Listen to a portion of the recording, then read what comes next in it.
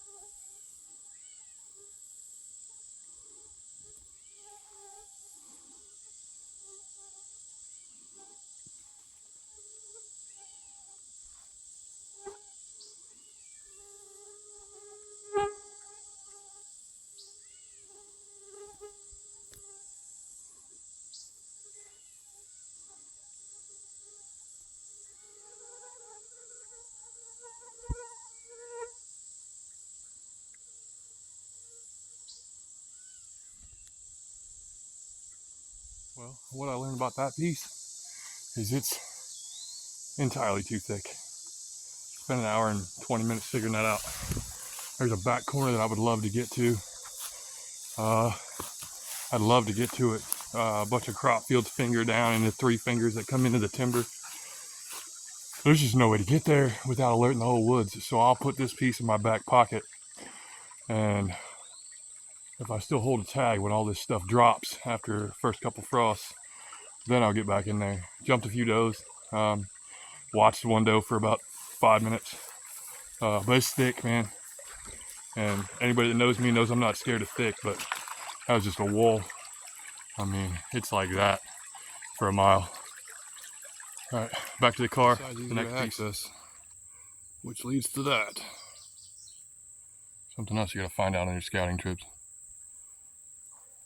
You guys are a little early. I think it's 1 month before season, and 1 month after. I don't know. I'm sure it's been there for a couple years, but we'll mark that. But more access means more hunters.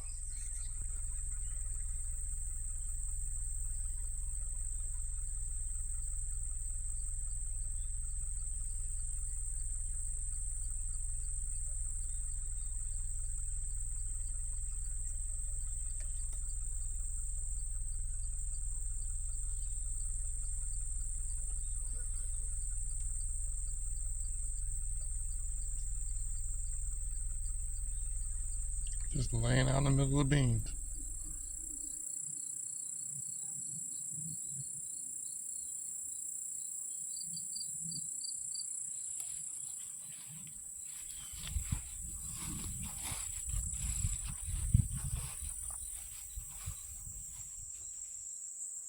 Got a buck bedded right here in front of me, right out in the beans.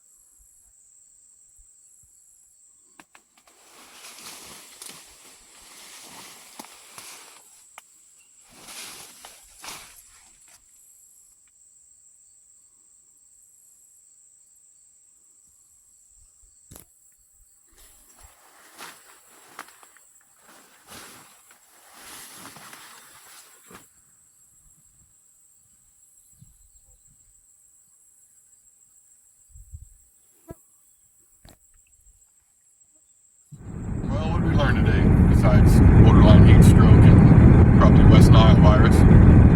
First thing I learned is this wet weather this summer has made things, I mean, thick is one thing, but it's a jungle, so access is going to be tough to a lot of places. Out of the 4 pieces, I didn't get to the 5th piece, only because I know it pretty well, and it is just a giant square CRV field, so it's pretty easy to figure out. The initial piece that I had in the back of my mind is it. I mean, there's enough food. You can glass it from a distance. Might be some spot and stock involved. Maybe watch a field in the morning and then see where they go into bed and then set up on them. Just easier access, more food, plenty of water. It's just thick. So, I don't know.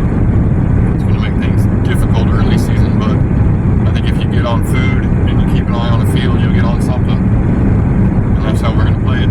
So, preseason workshop for down here is done. I got a jumping off point, and then I will adjust from there once I get down here for that week. But a little sweat equity goes a long way. If I'd have tried to bomb into a couple of those places that I saw on the e-maps and just tried to go in, it's impenetrable, and I would have wasted time. And it's all about being more efficient and crossing things off just as much as it is putting things on the list. Crossing things off that won't work, I think, is just as important. But I'm excited about hunting Missouri, and 35 days can't go by fast enough.